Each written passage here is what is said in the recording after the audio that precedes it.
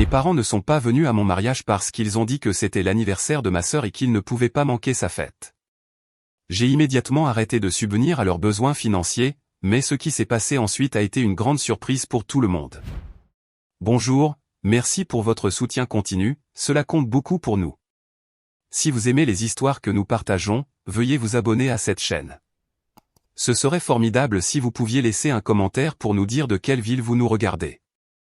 Maintenant, plongeons dans les détails de l'histoire d'aujourd'hui.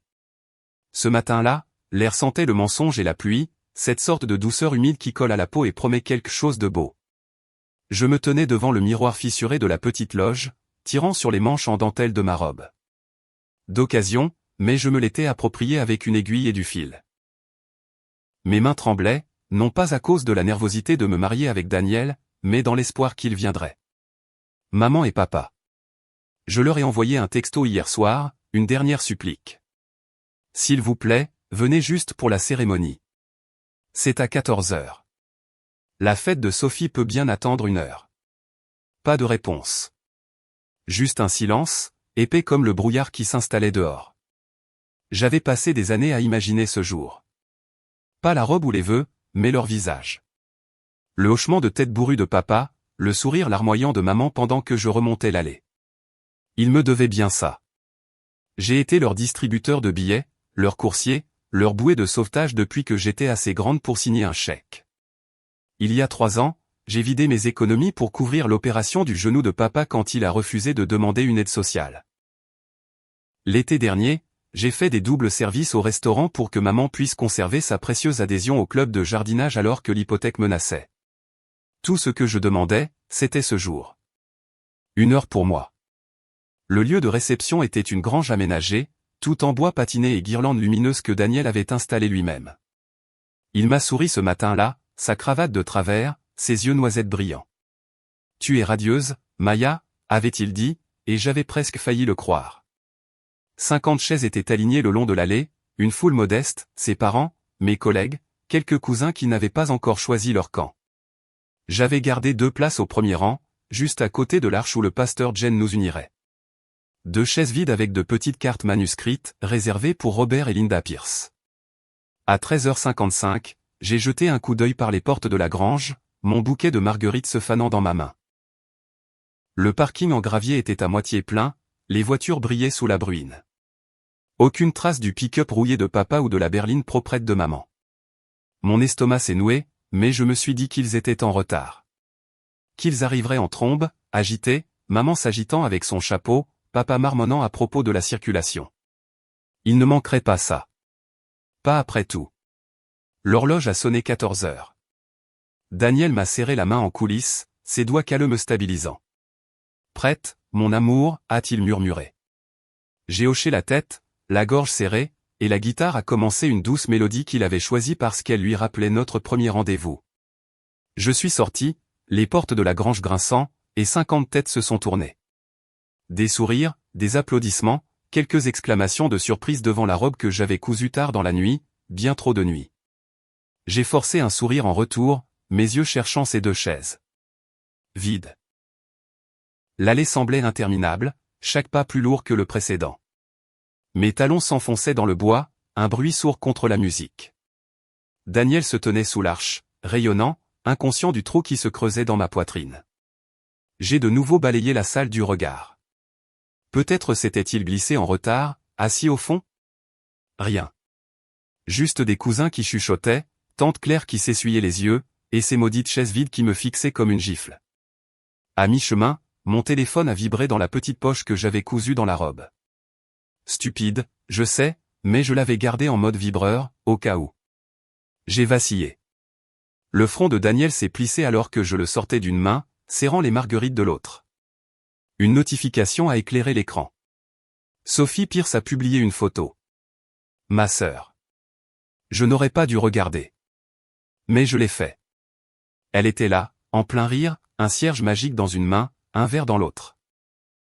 Des ballons partout, roses et dorés, et le bras de maman autour d'elle, souriant comme si c'était le plus beau jour de sa vie. Papa, en arrière-plan, coupant un gâteau. Le gâteau de Sophie. La légende, meilleur 25e anniversaire de tous les temps. La famille sait faire la fête. Horodaté à 13h58. Le téléphone a glissé, tombant bruyamment sur le sol. Daniel s'est précipité pour le ramasser, mais je lui ai fait signe que non. Ma vision s'est brouillée. Il n'était pas coincé dans les embouteillages. Il n'était pas en retard. Il l'avait choisi. Encore.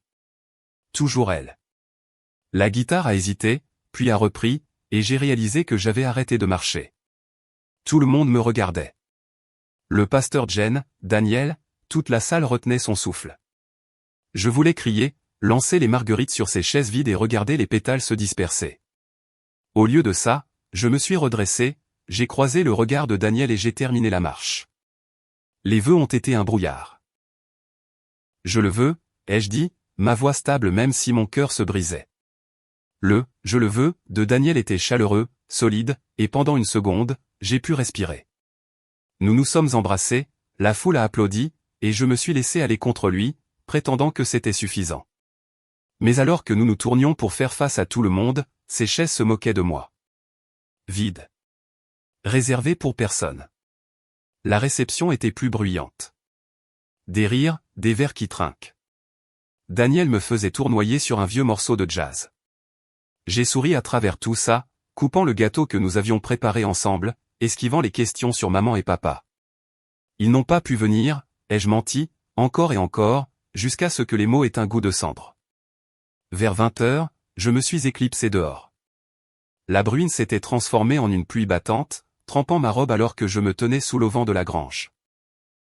Daniel m'a trouvé là, sa veste sur mes épaules, ses bras m'attirant près de lui. Ils ne sont pas venus, ai-je murmuré, la première fois que je le disais à voix haute.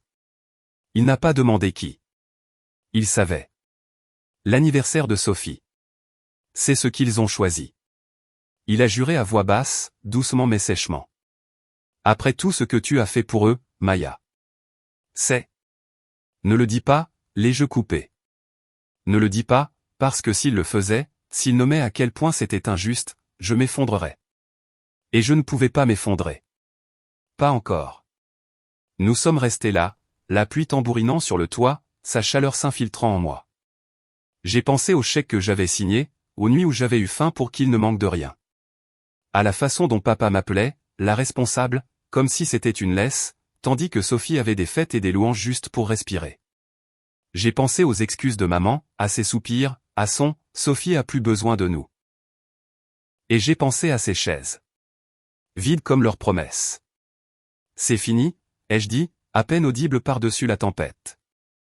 Daniel s'est reculé, scrutant mon visage. Je coupe les ponts. Plus d'argent, plus rien. Il n'a pas discuté, ne m'a pas dit d'y réfléchir. Il a juste hoché la tête, sa main se resserrant sur la mienne. Quoi que tu aies besoin, je suis là. La pluie continuait de tomber, emportant l'odeur de lys, l'espoir de la journée.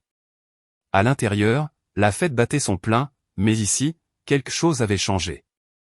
Je n'étais plus leur fille. Pas celle qui arrangeait tout, qui payait pour leur vie. J'étais juste Maya. Et pour la première fois, cela semblait suffisant pour commencer. Le premier appel est arrivé 3 jours après le mariage, alors que Daniel et moi étions affalés sur le canapé de notre appartement exigu, des cartons à moitié déballés empilés autour de nous comme une forteresse. J'avais mis mon téléphone en silencieux depuis la réception, esquivant le flot de SMS de parents curieux demandant « Où étaient tes parents ?» L'écran s'est allumé. Papa. Mon estomac s'est noué comme si j'avais avalé une pierre. Daniel a jeté un coup d'œil, son bras toujours autour de moi, et a marmonné « Tu n'es pas obligé de répondre. » Mais je l'ai fait. Une partie de moi, celle qui se souvenait encore de papa m'apprenant à faire du vélo, ses grandes mains stabilisant le cadre bancal, voulait croire qu'il appellerait pour s'excuser. Pour dire qu'il avait tout gâché, que le caprice pailleté de Sophie ne valait pas d'avoir manqué mes vœux. J'ai fait glisser mon doigt sur l'écran, les presser contre mon oreille et je me suis préparé. Maya Pierce. Mais qu'est-ce que tu fabriques, bon sang? Sa voix a retenti, rauque et furieuse, comme si j'avais cabossé son camion au lieu d'arrêter un virement bancaire. Pas de « bonjour », pas de « comment va la vie de mariée ?» Directement à l'attaque. Je me suis redressé, les ressorts du canapé grinçant sous moi. Contente de t'entendre aussi, papa. Comment était la fête de Sophie? Ne me réponds pas sur ce ton, ma petite. Ta mère pleure depuis ce matin parce que tu as annulé le paiement automatique de l'hypothèque. Tu essaies de nous mettre à la rue? L'hypothèque, bien sûr. Pas le mariage, pas les chaises vides, pas la façon dont j'étais resté là, tenant des marguerites et un cœur brisé. J'ai ri, un son sec et amer. Rien à voir avec le son que j'avais fait en coupant le gâteau avec Daniel. Je ne paie plus pour votre maison. Ni pour vos factures, ni pour rien. Je t'ai dit que c'était fini. Fini? Il a aboyé un rire plus fort que le mien, plus méchant. On n'en a pas fini avec sa famille, Maya. On t'a élevé, nourri, on t'a mis un toit sur la tête. Et j'ai remboursé ça 10 fois, ma voix s'est brisée, plus fort que je ne le voulais. La main de Daniel a trouvé mon genou, me ramenant à la réalité. Je suis votre compte en banque depuis que j'ai 22 ans, papa. J'ai renoncé à l'université pour que vous ne perdiez pas la maison. J'ai fait des doubles services pendant que Sophie faisait la fête à travers 3 filières qu'elle n'a jamais terminées. Et vous n'avez même pas pu venir à mon mariage parce que son anniversaire était plus important. Silence. Pendant une seconde, j'ai cru qu'il avait raccroché. Mais ensuite, j'ai entendu sa respiration, lourde et saccadée. Ce n'est pas juste, a-t-il dit finalement, plus bas, mais avec une pointe de venin. Sophie est sensible. Elle avait besoin de nous. Tu es forte, Maya. Tu l'as toujours été. On s'est dit que tu comprendrais. Comprendre. Le mot m'a frappé comme une gifle, brûlante et cuisante. Je me suis levé, arpentant le petit salon, esquivant un carton étiqueté « Cuisine » avec l'écriture désordonnée de Daniel. Je ne suis pas une machine, papa. J'avais besoin de vous aussi. Un jour. Une heure. Et vous avez choisi son gâteau plutôt que mes vœux. Tu déformes la situation, a-t-il lâché. On n'a rien choisi. C'était un mauvais timing, c'est tout. Tu fais une montagne d'un mauvais timing. J'ai arrêté de marcher, ma main libre se crispant en un point. Vous le saviez depuis des mois. Je vous ai supplié de venir. Vous n'avez même pas appelé pour dire que vous ne viendriez pas. Il a soufflé, comme si j'étais la personne déraisonnable. On n'est pas parfait, d'accord? Mais ça, nous couper les vivres, c'est méchant. Ingrat. Après tout ce qu'on a fait. Fait pour moi, les jeux interrompus, ma voix montant à nouveau. Qu'avez-vous fait pour moi dernièrement, papa? Dis-moi. Quand est-ce que tu m'as demandé pour la dernière fois comment j'allais au lieu de combien je pouvais envoyer? Une autre pause, plus longue cette fois. Je pouvais l'imaginer dans leur cuisine en désordre, ses sourcils épais froncés, cette expression têtue sur la mâchoire dont j'avais hérité. Écoute-moi bien, a-t-il dit, lentement, délibérément. Tu as une chance de réparer ça. Remets l'argent, excuse-toi auprès de ta mère, et on oubliera ces bêtises. Si tu ne le fais pas, tu es dehors. Plus de famille, plus d'héritage, rien. Je te rayerai de ma vie comme si tu n'avais jamais existé. La menace est tombée lourdement, comme une brique à travers une vitre. Mon souffle s'est coupé. Daniel se tenait près de moi, ses yeux sombres d'inquiétude. Je voulais crier, pleurer, dire à papa qu'il ne pouvait pas faire ça. Mais il le pouvait. Il avait toujours été le roi des ultimatums, maniant la culpabilité comme un sceptre. J'ai dégluti difficilement, goûtant le sel et la fureur. Alors fais-le, ai-je dit, plus bas maintenant, stable. Réunis-moi. Je n'ai pas besoin de votre maison ou de votre nom s'ils viennent avec des conditions. Tu ne le penses pas, a-t-il grondé. Tu regretteras ça, Maya. Tu reviendras en rampant quand tu réaliseras ce que tu as perdu. Au revoir, papa. J'ai raccroché avant qu'il ne puisse répondre, mon pouce tremblant alors que j'appuyais sur le bouton. Le téléphone a vibré à nouveau instantanément. Lui, rappelant. Mais je l'ai jeté sur le canapé, le laissant vibrer jusqu'au silence. Daniel m'a attiré contre lui, sa chemise sentant légèrement la sueur et la pluie de notre nuit de noces. Ça va, a-t-il murmuré dans mes cheveux. Non, ai-je admis, mon visage pressé contre sa poitrine. Mais ça ira. Cette nuit-là, les textos ont commencé. Maman d'abord. Comment as-tu pu nous faire ça, Maya? Ton père est hors de lui. Nous sommes ta famille. Aucune mention du mariage, pas de « désolé », juste plus de culpabilité. Sa spécialité. Puis Sophie.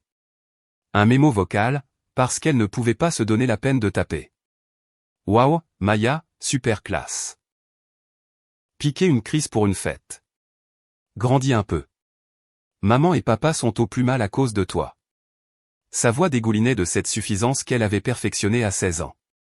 Le bébé qui n'avait jamais eu à mériter quoi que ce soit.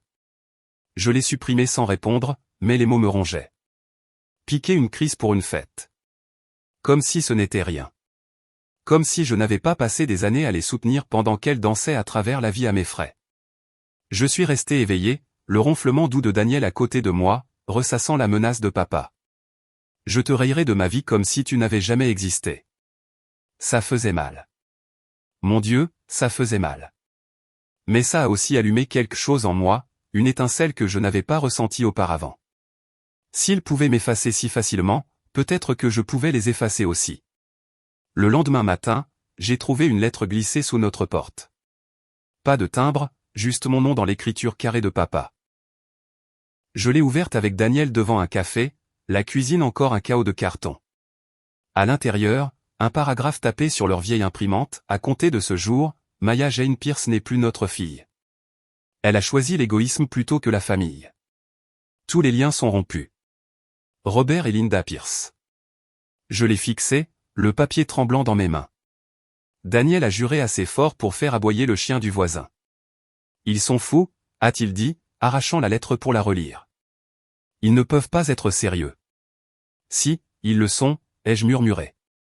Et ils l'étaient. Je le savais au plus profond de moi. Leur fierté était plus grande que leur amour. J'ai plié la lettre, l'ai rangée dans un tiroir que je n'ouvrirai plus jamais, et j'ai croisé le regard de Daniel. C'est fini.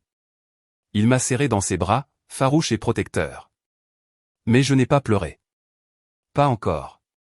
L'étincelle grandissait, réchauffant la douleur froide dans ma poitrine. Il m'avait renié, certes. Mais je les avais reniés en premier. Dans ma tête, dans mon cœur, à la seconde où j'avais raccroché ce téléphone. Et pour la première fois depuis des années, je me suis senti libre. Peut-être. Ou du moins, en chemin. Le premier matin où je me suis réveillé sans le poids de leurs factures sur mes épaules, je ne savais pas quoi faire de moi-même. La lumière du soleil filtrait à travers les stores de notre appartement, attrapant des grains de poussière au-dessus de la table basse, et je suis resté assise là, ma tasse à la main, à regarder la vapeur s'enrouler comme si elle détenait des réponses. Daniel était déjà parti, à son travail de menuiserie, me laissant avec le silence et un compte en banque qui, pour une fois, ne se vidait pas. J'avais passé si longtemps à canaliser chaque dollar de côté vers maman et papa hypothèque, service public, les urgences sans fin de Sophie que la liberté ressemblait à un inconnu qui squattait mon canapé. Inhabituel, inconfortable, mais mienne. J'ai commencé petit. J'ai pris les 200 $ que je leur aurais virés cette semaine-là et j'ai acheté un mixeur d'occasion à la place. Un truc rouge cerise cabossé d'une friperie, son moteur grognant comme une tondeuse à gazon. La pâtisserie avait toujours été mon refuge, à l'époque où je pétrissais de la pâte à 3 heures du matin après mes services au restaurant, l'odeur de levure noyant les leçons de papa sur le devoir. Maman se moquait de ça. Un passe-temps n'est pas un gagne-pain, Maya. Mais avec sa voix hors de ma tête, je me suis permis de rêver. Et si ça pouvait l'être? Et si je pouvais construire quelque chose juste pour moi? Ce printemps-là, j'ai transformé notre cuisine en champ de bataille. La farine recouvrait chaque surface, le beurre tachait mes jeans, et le four tournait si fort qu'il faisait transpirer les fenêtres. J'ai testé des recettes. Du pain au levain qui craquait juste comme il faut, des brioches à la cannelle dégoulinante de sucre brun, des tartelettes au citron assez acidulées pour vous réveiller. Daniel a servi de cobaye, souriant à travers des doigts collants, son « bébé, c'est de l'or » m'encourageant. En mai, j'avais assez économisé avec mes pourboires du restaurant pour louer un stand au marché fermier. Mes mignardises, je l'ai appelé, griffonnant le nom sur une ardoise avec des mains qui tremblaient, non pas de peur, mais de quelque chose de vivant, de vorace. Le marché était un chaos, des enfants poursuivant des ballons, des chiens reniflant ma table, l'air épais de café et de maïs soufflé. Mon premier jour, j'ai tout vendu en 3 heures. Une femme avec une tresse grise a acheté 6 cônes, a dit qu'il lui rappelait ceux de sa grand-mère, et j'ai failli pleurer là, derrière la caisse. Des inconnus m'ont souri, m'ont tendu des billets froissés, m'ont demandé quand je reviendrais. Pas de culpabilisation, pas de « tu nous dois », juste des gens qui aimaient ce que je faisais. C'était petit, mais c'était à moi. Et ça a grandi, semaine après semaine, miche après miche. La famille de Daniel m'a accueilli à bras ouverts, comme si j'avais toujours été là.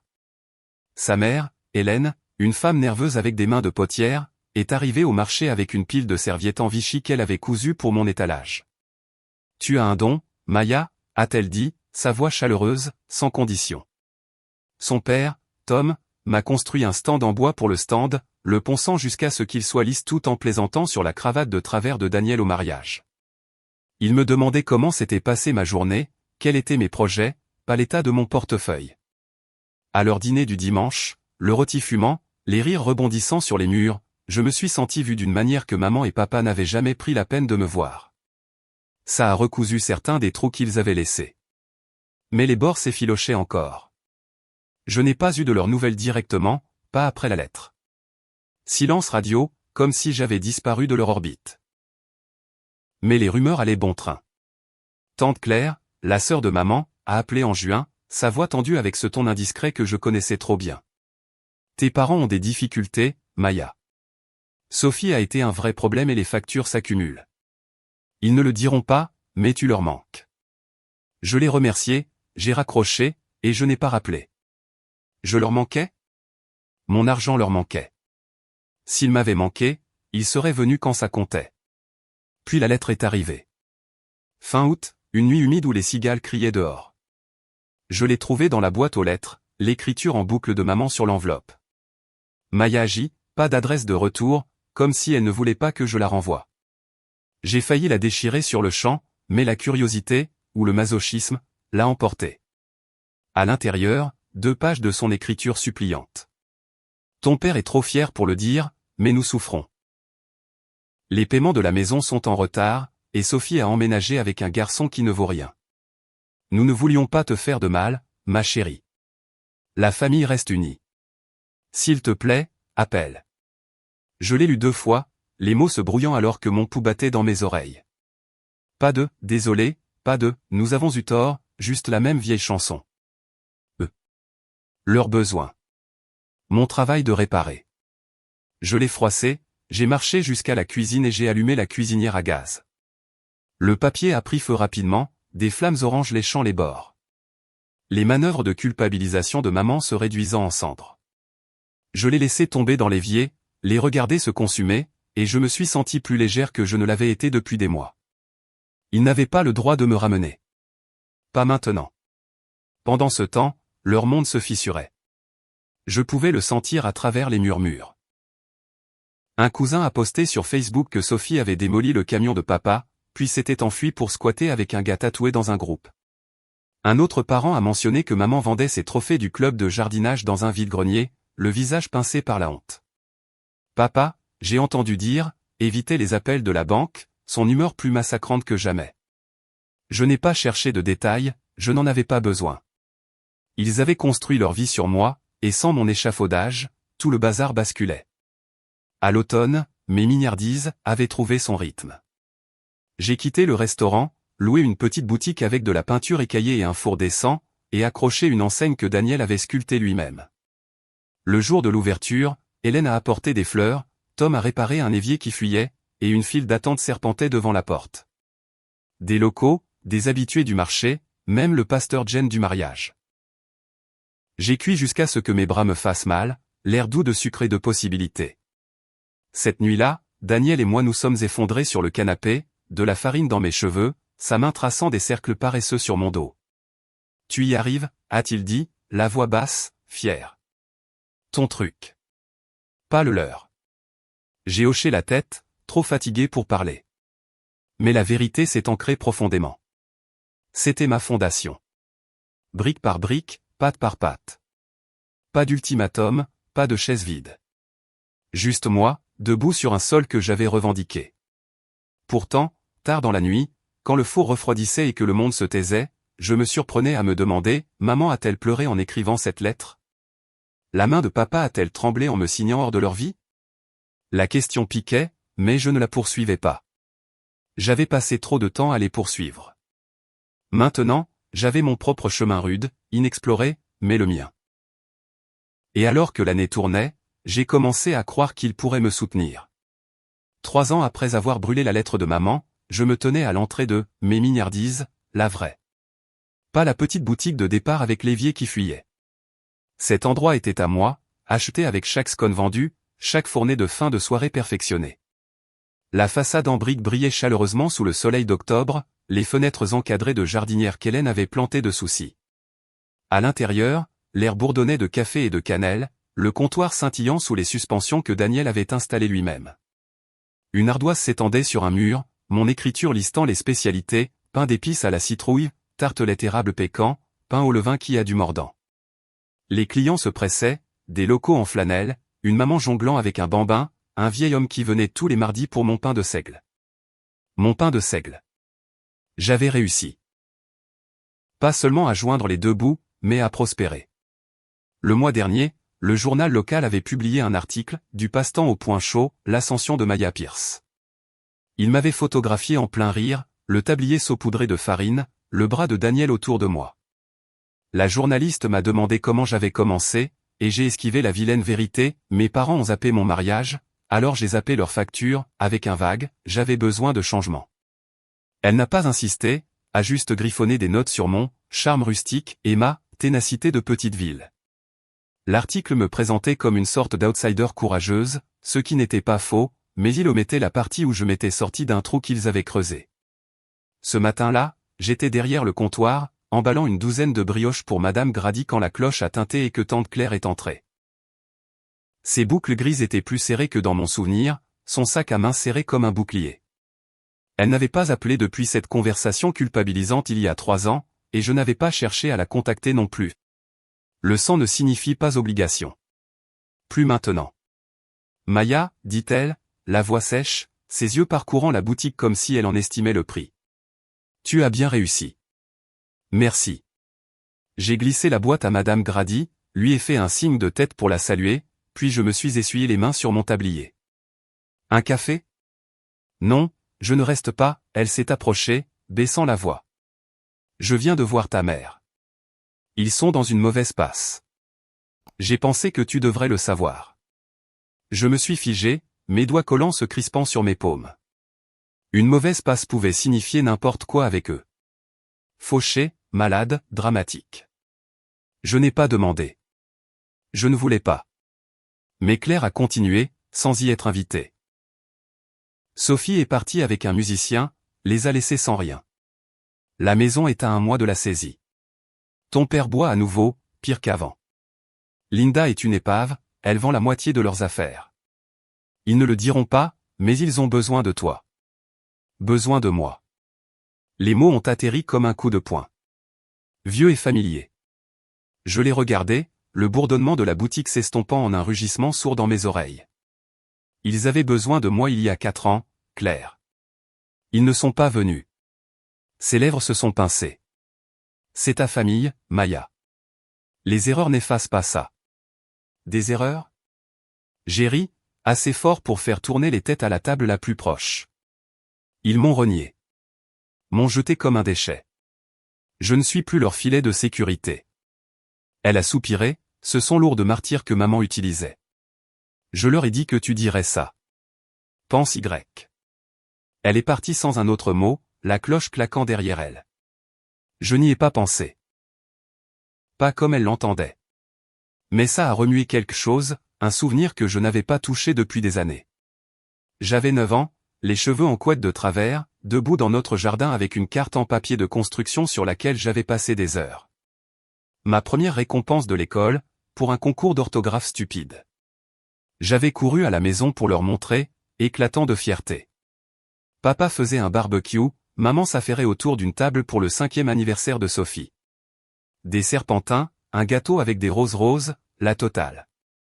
Je leur ai tendu la carte, rayonnante. Regardez ce que j'ai eu. Papa a à peine jeté un coup d'œil. C'est bien, Maya.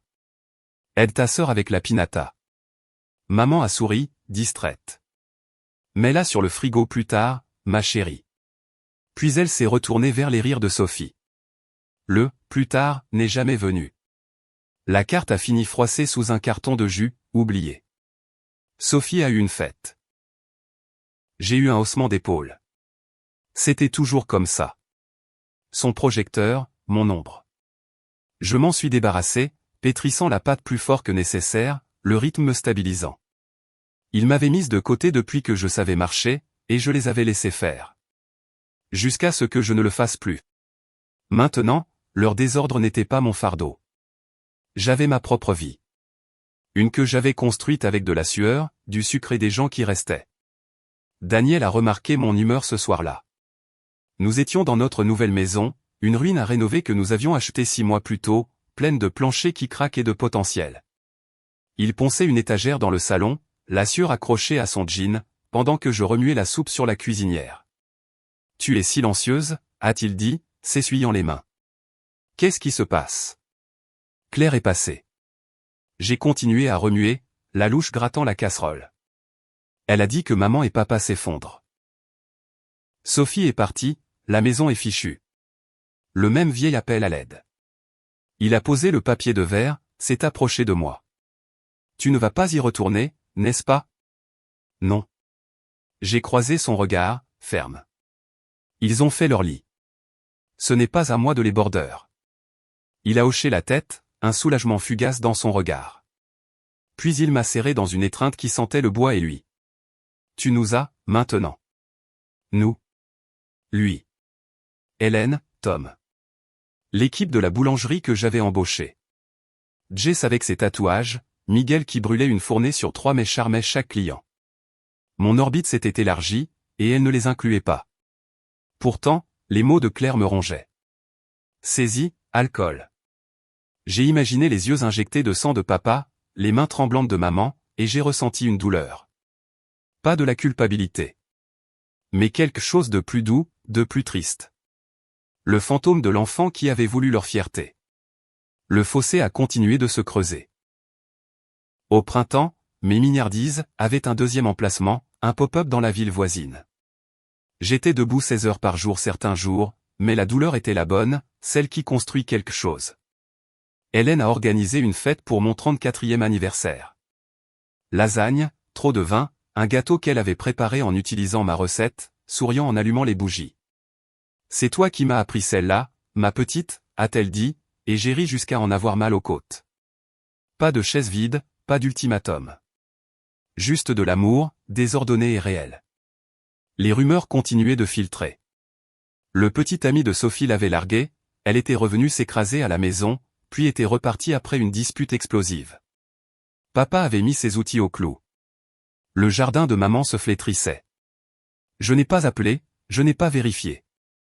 Mais tard dans la nuit, en étalant la pâte sous l'unique ampoule de la cuisine, je me demandais jusqu'où ils tomberaient avant de se souvenir de moi. Pas comme leur fille, mais comme celle qu'ils avaient perdue. Celle qui avait arrêté de les rattraper. On a frappé un jeudi soir de novembre, 4 ans après le mariage. J'étais dans la cuisine de notre maison en rénovation, les poignets plongés dans une fournée de pain d'épices, la maison chaude de clous de girofle et de mélasse. Daniel était dehors, bricolant un abri de jardin qu'il jurait de finir avant Noël, bien que nous sachions tous les deux que c'était faux. La radio diffusait un vieux morceau de jazz, et je fredonnais, perdu dans le rythme du pétrissage, quand le son m'a surprise. 3 coups secs, insistants, comme quelqu'un qui l'avait répété. Je me suis essuyé les mains sur une serviette, la farine tachant l'ourlet de mon pull, et j'ai marché jusqu'à la porte. La lumière du porche était éteinte, cette maudite ampoule n'arrêtait pas de griller, alors j'ai plissé les yeux à travers le Judas. 2 ombres, voûtées et familières, se tenaient là. La plus grande se balançait d'un pied sur l'autre, comme si elle préférait être n'importe où ailleurs. Mon cœur a cogné, un battement lourd et malade. Je connaissais ces silhouettes. Les larges épaules de papa, affaissées maintenant. Le tic nerveux de maman, serrant son sac à main. 4 ans de silence, et les voilà. Des fantômes non invités sur mon seuil. J'ai ouvert la porte lentement, la charnière grinçant comme un avertissement. L'air froid s'est engouffré, piquant sur ma peau. Et ils étaient là, Robert et Linda Pierce, l'air d'avoir été mâchés et recrachés par le temps. Les cheveux de papa étaient plus fins, des mèches grises striant ce qui restait, sa flanelle tachée et effilochée au poignet. Le visage de maman était émacié, ses yeux injectés de sang sous un bonnet en tricot tiré bas. Ils n'ont pas parlé au début. Ils m'ont juste regardé, comme si des cornes m'avaient poussé depuis la dernière fois. Je ne les ai pas invités à entrer. Je n'ai rien dit. Je les ai laissés mariner dans le silence que j'avais appris à manier. Maya, a finalement murmuré maman, sa voix se brisant comme de la glace fine. On peut parler. J'ai croisé les bras, m'appuyant contre le cadre. Vous êtes là. Parlez. Papa s'est raclé la gorge, un son rauque et pâteux. Ne faisons pas ça sur le porche, hein? Il gèle. C'est mon Porsche, ai-je dit platement. Vous avez 5 minutes. La lèvre de maman a tremblé, mais la mâchoire de papa s'est crispée, cette vieille lueur têtue brillant dans ses yeux. Très bien, a-t-il marmonné. Puis, plus doucement, on a des problèmes, Maya. De gros problèmes. On a besoin de ton aide. Je n'ai pas scié, je n'ai pas bronché. Quel genre de problème? Maman s'est lancée, les mots se bousculant. La maison, la vie de saisie est arrivée la semaine dernière. On est en retard, très en retard. Sophie, elle a pris ce qu'il nous restait, s'est enfuie avec ce garçon encore. Le genou de ton père est pire, il ne peut pas travailler, et moi. Elle s'est étranglée, les larmes coulant maintenant. On n'a nulle part où aller, ma chérie. On te supplie. Supplier. Le mot flottait là, lourd comme la pâte sur mon comptoir. Je les ai étudiés. Le dos voûté de papa, la prise désespérée de maman sur son sac, et j'ai senti quelque chose se tordre dans mon ventre. Pas de la pitié, pas encore. Juste un souvenir, vif et non sollicité. Toutes ces années où je les avais suppliés, silencieusement, avec des chèques et des appels tardifs, de me voir, de se soucier de moi. Et maintenant, les voilà. Les rôles inversés, les mains tendues. Pourquoi moi, ai-je demandé, la voix stable malgré la tempête à l'intérieur. Vous avez Sophie. Votre fille en or. Papa a reniflé, amer. Sophie est partie. Elle est partie après nous avoir vidés. La voiture, les économies, tout. Elle ne reviendra pas. Elle ne le fait jamais. A ajouté maman, doucement, comme si c'était douloureux à admettre. On a eu tort, Maya. Sur beaucoup de choses. Tort depuis des années. Et trop tard. C'est tout ce qu'ils avaient? Je suis sorti sur le porche, fermant la porte derrière moi, le froid mordant à travers mes chaussettes. Tort sur quoi, exactement? Éplez-le. Maman a tressailli, mais papa a croisé mon regard, ses yeux durs malgré le tremblement de ses mains. On aurait dû être là. Au mariage. On ne pensait pas. Je ne pensais pas que ça t'avait autant touché. Sophie était une épave cette semaine-là, pleurant sur ses 25 ans, et on a juste choisi elle, ai-je terminé, sèchement. Comme toujours. Vous n'avez même pas appelé, papa. Pas de texto, pas de désolé. Vous avez choisi son gâteau plutôt que ma journée. Puis vous m'avez renié quand je n'ai plus voulu payer pour ça. Il a détourné le regard, la mâchoire travaillant comme s'il mâchait du gravier. J'étais en colère, a-t-il grogné. Tu nous as coupé les vivres, Maya. Après tout ce que nous. Tout ce que j'ai fait, ai-je lâché, m'approchant, mon souffle formant de la buée dans le froid. J'ai payé votre hypothèque, vos factures de médecin, les caprices stupides de Sophie. J'ai renoncé à mes rêves d'université, à ma propre vie, pour vous maintenir à flot, et vous n'avez pas pu me donner une heure. Vous m'avez renié. Vos mots, pas les miens. Maman a sangloté, un son humide et désordonné. On a eu tort, ma chérie. Tellement tort. Tu nous manques. Tu nous as manqué chaque jour. S'il te plaît, nous sommes une famille. Une famille? J'ai ri, froid et saccadé. Une famille ne t'abandonne pas à l'hôtel. Une famille ne menace pas de t'effacer pour de l'argent. Où était la famille quand j'avais besoin de vous?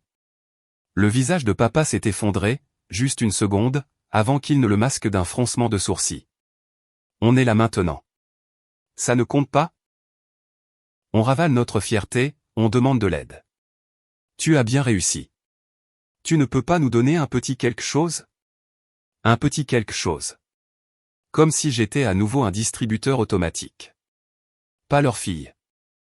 J'ai pensé à la boulangerie, à la maison que Daniel et moi avions bâtie, à la vie que j'avais construite sans eux.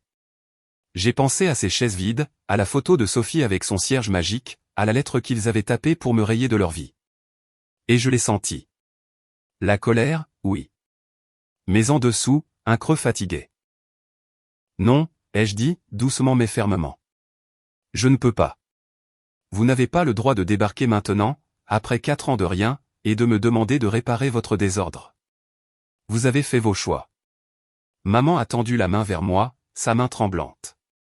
Maya, s'il te plaît, ne. Je me suis reculé, hors de portée. Où est Sophie maintenant? Pourquoi n'est-elle pas là à supplier avec vous? Elle ne nous parle pas, a admis papa, la voix basse. On n'a pas eu de ses nouvelles depuis des mois. Alors elle s'est tirée, et je suis votre plan B, j'ai secoué la tête, la douleur se durcissant en résolution. Vous ne m'avez pas manqué. Mon compte en banque vous a manqué. Je ne le suis plus. Les genoux de maman ont fléchi et papa l'a rattrapé, son regard me transperçant dans l'obscurité. Tu es froide, Maya. Plus froide que je n'aurais jamais cru. Peut-être, ai-je dit, croisant son regard. Ou peut-être que j'ai juste appris de vous. Le jazz flottait faiblement de la porte, une bouée de sauvetage vers la chaleur à l'intérieur. Je me suis tourné, la main sur la poignée, et je me suis arrêté. Pourquoi avez-vous vraiment manqué le mariage? Dites-moi la vérité. Maman a octé, s'accrochant à papa. Sophie a menacé de nous quitter. A dit qu'elle ne nous parlerait plus jamais si nous ne restions pas. On avait peur. Peur de la perdre, elle. Pas moi. La vérité piquait, mais elle correspondait. J'ai hoché la tête une fois et j'ai ouvert la porte. Bonne chance, ai-je dit, sans me retourner. Vous en aurez besoin. Ils ne m'ont pas rappelé. N'ont pas frappé à nouveau. J'ai fermé la porte, les verrouillé, et je suis resté là, l'odeur de pain d'épices m'enveloppant comme un bouclier. Mes mains tremblaient, mais je n'ai pas pleuré. Pas encore. Ils étaient venus supplier, et je les avais renvoyés. Le fossé était devenu un gouffre, et j'avais choisi de rester de mon côté. Le cliquetis de la porte se fermant derrière moi était un son doux qui semblait final, comme un livre qui se referme brusquement après la dernière page. Je suis resté là, le dos pressé contre le bois, la chaleur du pain d'épices contrastant avec le froid qui s'infiltrait à travers mon pull depuis le porche. Les sanglots de maman résonnaient faiblement dehors, saccadés et désespérés, ponctués par le grognement sourd de papa, probablement en train de me maudire, la nuit, le désordre qu'ils avaient créé. Ma main tremblait, la farine encore incrustée sous mes ongles, et pendant une seconde, j'ai cru qu'ils allaient frapper à nouveau. Une partie de moi, l'ancienne partie, l'enfant qui courait vers eux avec des cartes de concours d'orthographe, le voulait. Voulait qu'ils se battent pour moi, pas pour mon argent. Puis le poing de papa a heurté la porte, 3 coups sourds qui ont fait vibrer le cadre. Maya, a-t-il beuglé, la voix pâteuse d'alcool et de fureur. Ouvre cette maudite porte. On est tes parents. Tu n'as pas le droit de nous tourner le dos. J'ai tressailli, l'instinct me faisant reculer, mais je n'ai pas tourné la poignée. Ces mots me rongeaient, des hameçons familiers essayant de me ramener. Je pouvais l'imaginer dehors, le visage rouge, les poings serrés comme il l'était quand j'osais lui répondre adolescente. Les pleurs de maman ont redoublé, un gémissement aigu. Robert, arrête, s'il te plaît. Et je l'ai entendu le tirer, ses supplications se dissolvant en hoquets. Ma poitrine s'est serrée, un nœud de colère et de quelque chose de plus doux, quelque chose qui faisait trop mal pour être nommé. Les 5 minutes sont écoulées, ai-je crié à travers le bois, ma voix plus stable que je ne le pensais. Rentrez chez vous. Chez nous? Papa a ri, un son amer et strident. On n'en a plus, grâce à toi. Tu te crois meilleur que nous maintenant, hein? La grande dame avec ta boulangerie et ton mari? Trop bien pour ton propre sang? Je me suis laissé glisser le long de la porte, les genoux contre ma poitrine, le sol froid contre mes chaussettes. Ces mots piquaient, mais ils ne collaient pas. Pas comme avant. Je ne suis pas meilleur, ai-je dit, assez fort pour être entendu. J'en ai juste fini. Vous avez eu votre chance. Il y a 4 ans. Vous avez choisi Sophie. Vous vous êtes choisi vous-même. Pas moi. Silence, lourd et saccadé. Puis maman, plus proche maintenant, sa voix étouffée comme si elle avait pressé son visage contre la fente.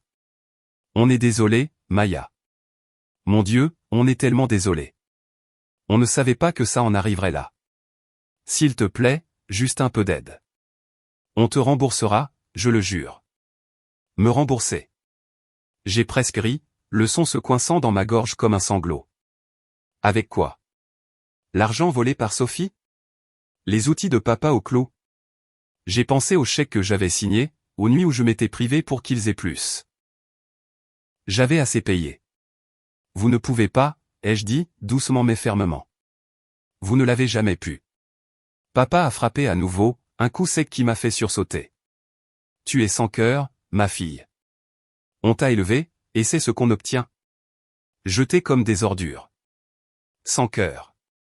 Le mot a fait sauter quelque chose en moi, et je me suis relevé d'un bond, ouvrant la porte si vite que papa a reculé en trébuchant, maman suffoquant à côté de lui. La lumière du Porsche s'est allumée où Daniel devait l'avoir réparée et leur visage brillait durement dans la lueur jaune. Vous voulez parler d'être sans cœur? Vous m'avez abandonné à mon mariage. Vous avez choisi le caprice de Sophie plutôt que mes vœux. Vous m'avez renié parce que je ne voulais plus financer vos vies. Et maintenant vous êtes là, à supplier, parce qu'elle est partie et qu'il ne vous reste rien. C'est ça, être sans cœur, papa. C'est vous. Il est resté bouche bée, sans répartie, pour une fois. Maman s'est agrippée à son bras, des larmes striant ses joues, son bonnet en tricot glissant pour révéler des racines grises. On ne le pensait pas, a-t-elle murmuré. La lettre, le mariage, on a eu tort. On le voit maintenant. Maintenant, ai-je répété, sortant sur le porche, le froid mordant mes bras nus. Maintenant que vous êtes fauché et seul? Où étaient les excuses quand je vous ai appelé en pleurant après la réception? Où étaient-elles quand vous avez signé ce papier pour me rayer de votre vie? Vous n'avez pas le droit de réécrire l'histoire parce que vous avez peur. Les épaules de papa se sont affaissées, le combat le quittant. Il avait l'air vieux. Plus vieux que 62 ans. Plus vieux que je ne l'avais jamais vu. On a merdé, a-t-il marmonné, les yeux sur les planches déformées sous ses bottes. J'ai merdé. Je pensais que tu serais toujours là. Tu étais la forte. La forte. Combien de fois avait-il dit ça? Comme si c'était une médaille et non une chaîne. J'ai secoué la tête, le vent tirant sur mes cheveux. Je l'étais. Jusqu'à ce que je ne le sois plus. Vous avez oublié que je suis une personne, pas un pansement. J'ai ma propre vie maintenant. Une vie dans laquelle vous n'avez pas votre place. Maman a de nouveau tendu la main vers moi, ses doigts effleurant ma manche avant que je ne me retire. Ne fais pas ça, Maya. On est une famille. On peut tout recommencer. Non, les jeux coupés, sèchement, définitivement. Vous m'avez oublié quand ça comptait. Maintenant, oubliez que j'existe. C'est ce que vous vouliez, n'est-ce pas? C'est ce que vous avez écrit. Sa main est retombée, et elle s'est effondrée contre papa, sanglotant dans sa poitrine. Il a passé un bras autour d'elle, me fusillant du regard par-dessus sa silhouette tremblante. Tu regretteras ça, a-t-il dit, bas et rauque. Quand on ne sera plus là, tu regretteras de ne pas avoir aidé. Peut-être? Ai-je dit, croisant son regard. Mais je regrette plus de vous avoir laissé m'utiliser pendant des années. Au revoir. Je me suis retourné, suis entré et j'ai fermé la porte. Lentement cette fois, délibérément. Le cliquetis de la serrure a résonné comme un coup de feu. Papa a crié quelque chose, étouffé et furieux, mais je n'ai pas compris. Les gémissements de maman se sont estompés alors que leur pas s'éloignait, le gravier crissant sous leur retraite. Je me suis de nouveau effondré sur le sol, le dos contre la porte, et j'ai laissé le silence s'installer. Le jazz jouait toujours, doux et mélancolique maintenant. L'odeur de pain d'épices était un faible réconfort. Mes yeux brûlaient, des larmes chaudes coulant sur mes joues. Pas pour eux, pas vraiment. Mais pour la fille que j'avais été. Celle qui avait attendu qu'ils viennent. Je me suis essuyé le visage, en colère contre cette faiblesse, quand la porte de derrière s'est ouverte en claquant. Daniel est entré, de la sueur sur son jean, son visage passant de la confusion à l'alarme en me voyant. Maya. Il s'est agenouillé à côté de moi, ses mains encadrant mon visage. Qu'est-ce qui s'est passé? Ils étaient là, ai-je étouffé, me penchant contre lui. Maman et papa. Ils suppliaient. J'ai dit non. Il a juré, doucement et férocement, me tirant contre sa poitrine. Son rythme cardiaque battait régulièrement sous mon oreille, me ramenant sur terre alors que les sanglots redoublaient. « Tu as fait ce qu'il fallait » a-t-il murmuré, ses lèvres effleurant mes cheveux. « Tu es libre maintenant. » Libre. Le mot semblait fragile, glissant, mais je m'y suis accroché. J'avais fermé la porte sur eux. Sur la culpabilité. Sur des décennies à trop donner. Daniel m'a tenu jusqu'à ce que les larmes cessent, jusqu'à ce que la maison ne soit plus que nous deux à nouveau, la tempête dehors s'estompant en un bourdonnement lointain. Je me suis relevé, chancelante mais solide, et je suis retourné à la pâte. Elle était froide maintenant, trop travaillée. Mais j'en avais besoin quand même, laissant mes mains retrouver leur rythme. Ils étaient partis. Vraiment partis. Et j'étais toujours là. Debout. De l'autre côté de ce gouffre. La victoire était silencieuse, douce amère. Mais elle était mienne. 6 mois après avoir fermé la porte à maman et papa, le printemps s'est glissé dans notre petit coin du monde, doux et insistant. Les soucis dans les jardinières de la boulangerie ont de nouveau fleuri, leurs têtes dorées se balançant dans la brise, et la maison à rénover sentait la peinture fraîche au lieu de la sûre. Je me tenais dans la chambre d'enfant que nous avions aménagée dans la chambre d'amis, une main sur mon ventre gonflé, l'autre lissant le bord d'un berceau que Daniel avait construit. En chêne, robuste, poncé jusqu'à obtenir un fini soyeux. Enceinte de 7 mois, je la sentais donner des coups, un petit choc contre mes côtes qui me faisait sourire à chaque fois. Elle. Notre fille. Nous n'avions pas encore choisi de nom, mais je savais que ce ne serait ni Linda ni Sophie. C'était un nouveau départ, une page blanche. Mes mignardises bourdonnaient, les 2 emplacements étant maintenant très fréquentés. Jess gérait le pop-up avec son esprit vif et ses compétences de couteau encore plus aiguisées, tandis que Miguel avait enfin cessé de brûler les fournées, son sourire conquérant la foule du matin. J'ai réduit mes heures, leur faisant confiance pour tenir le fort, et c'était étrange, un bon étrange, de lâcher un peu prise. La boulangerie n'était plus seulement un travail, c'était un héritage, la preuve que je pouvais construire quelque chose de durable sans me briser. Ce matin-là, j'avais cuit une seule miche de pain au levain à la maison, la croûte crépitant en refroidissant sur le comptoir. Daniel a volé une tranche, souriant à travers les miettes, et a dit, toujours la meilleure chose que j'ai jamais goûtée. Je l'ai frappé avec une serviette en riant, et pendant un moment, la vie semblait si pleine que j'aurais pu exploser. Ils étaient restés partis, maman et papa. Plus de coups à la porte, plus de lettres, plus de « s'il te plaît » glissés sous la porte. Les nouvelles filtraient par le bouche-à-oreille familial. Claire, encore, me coinçant au marché avec ses lèvres pincées et ses yeux apitoyés. Ils s'en sortent tout juste, a-t-elle dit à voix basse, comme si c'était un secret. Ils louent une caravane près de la voie ferrée. Ton père est sobre, la plupart du temps. Linda a un travail à temps partiel au magasin à $1. Sophie est toujours dans la nature. J'ai hoché la tête, les remercié et je suis parti, un sac de pommes se balançant à mon côté. S'en sortir tout juste. Ce n'était pas de la joie que je ressentais en entendant ça, juste une douleur sourde et lointaine, comme appuyée sur un bleu presque guéri. Ils étaient en vie, ils survivaient. C'était suffisant. Je ne les connaissais plus. J'y pensais moins maintenant. Mais quand je le faisais, c'était différent. Pas la douleur brute et vive du mariage, ni la fureur brûlante de leurs supplications. C'était plus doux, plus triste. Un souvenir de ce qui aurait pu être, s'ils m'avaient jamais vu. La semaine dernière, j'avais trouvé une vieille photo dans un tiroir. Moi à 6 ans, un trou entre les dents, souriant, pris en sandwich entre eux à une foire. Le bras de papa autour de moi, le sourire de maman large et réel. Je l'avais regardé, traçant leur visage plus jeune, puis j'avais conduit jusqu'à la friperie et je l'avais laissé sur le tas de dons. Pas de mots, pas de chichi. Juste un adieu silencieux à la famille que j'aurais voulu qu'il soit. Hélène a organisé une fête de naissance cet après-midi-là, transformant leur jardin en une débauche de serpentins pastel et de rire.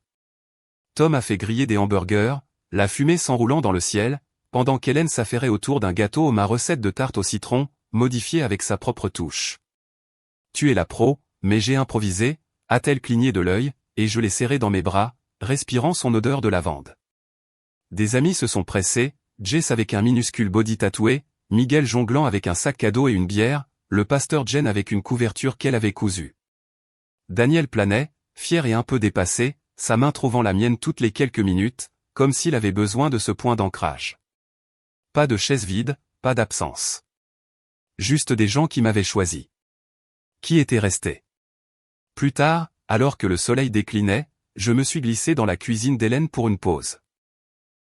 Le bruit s'est estompé, me laissant avec le bourdonnement du réfrigérateur et le poids de mon ventre. Je me suis appuyé contre le comptoir, sirotant de l'eau, quand une ombre a bougé dans le couloir. Tom. Sa large silhouette remplissant l'embrasure de la porte. Il tenait une petite boîte enveloppée dans du papier brun et s'est raclé la gorge, maladroit mais chaleureux. Je voulais te donner ça plus tôt, a-t-il dit en me l'attendant. Hélène me tuerait si je faisais des histoires. J'ai déchiré le papier, curieuse, et j'ai trouvé une enseigne en bois. Lila S. Bakri, la boulangerie de Lila, gravée de sa main sûre. Les lettres peintes d'un vert tendre. Lila, ai-je demandé, les sourcils levés. Il a haussé les épaules, penaud. J'ai entendu toi et Daniel lancer des noms. Je trouvais que ça sonnait bien. Tu n'es pas obligé de l'utiliser. Juste une idée. Ma gorge s'est serrée, des larmes me piquant les yeux.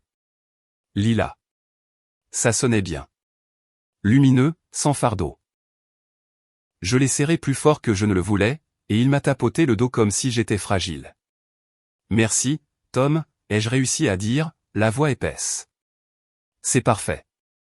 Dehors, Daniel a croisé mon regard de l'autre côté du jardin, son sourire s'adoucissant en voyant l'enseigne. Il a articulé, Lila, et j'ai hoché la tête, testant le nom dans ma tête. Lila Pierce. Notre fille. Libre du bagage que j'avais porté. La fête s'est terminée, des étoiles piquant le ciel, et je me suis assise avec Daniel sur la balançoire du porche, l'enseigne entre nous, son bras autour de mes épaules. Ça va, a-t-il demandé, son pouce effleurant ma clavicule. Oui, ai-je dit, et je le pensais. Mieux que ça va. Cette nuit-là, je suis resté éveillé, le ronflement de Daniel un rythme doux à côté de moi. Lila donnait des coups, comme si elle savait que j'écoutais. J'ai pensé à la caravane près de la voie ferrée, à la silhouette voûtée de maman derrière un comptoir de magasin à $1, aux jours sobres et aux mains tremblantes de papa. Je ne les détestais pas. Plus maintenant. Ils m'avaient perdu, avaient perdu Sophie, avaient tout perdu ce qu'ils avaient pris pour acquis. Et je ne pouvais pas porter ça pour eux. Mais je pouvais porter ça, l'amour constant de Daniel, la chaleur d'Hélène et Tom, le bourdonnement de la boulangerie, la vie qui grandissait en moi. J'avais brisé le cycle. Celui où l'amour venait avec des conditions et où la valeur se mesurait en dollars. Le lendemain matin, j'ai de nouveau cuisiné. Des brioches à la cannelle cette fois, collantes et chaudes, la maison se remplissant de leur douceur. Daniel est arrivé en titubant, les cheveux en bataille, et en a volé une avant que je ne puisse protester. Son baiser avait un goût de sucré de lui. Lila va adorer ça. A-t-il dit, et j'ai ri, imaginant ses petites mains tendant la main vers le plateau. J'ai regardé par la fenêtre, le monde se réveillant. Des oiseaux qui gazouillaient, le chien du voisin qui aboyait, les soucis qui hochaient la tête à l'aube. Ma famille était ici. Dans cette maison. Dans la vie que j'avais bâtie de toutes pièces. Maman et papa étaient une ombre, s'estompant à chaque lever de soleil. Et je les ai laissés partir. Pas avec colère, mais avec paix. J'avais été leur fille, un jour. Mais maintenant, j'étais Maya Pierce. Épouse, boulangère, bientôt mère. Et en posant une main sur mon ventre, sentant Lila bouger, je me suis juré qu'elle ne connaîtrait jamais les chaises vides ni n'aurait à mendier de l'amour. Elle m'aurait. Entière et sans fardeau. Chaque maudit jour. Et c'est l'histoire de comment j'ai trouvé ma propre famille, ma propre paix, une miche à la fois. Si le parcours de Maya a résonné en vous, cliquez sur le bouton j'aime pour me le faire savoir. C'est comme laisser une brioche chaude sur mon comptoir. N'oubliez pas de vous abonner et d'activer la cloche pour ne jamais manquer une histoire sur la libération et la construction d'un nouveau départ. Partagez vos pensées dans les commentaires. Avez-vous déjà dû fermer une porte pour en ouvrir une nouvelle? J'adorerais l'entendre. Merci de votre écoute, et à la prochaine histoire.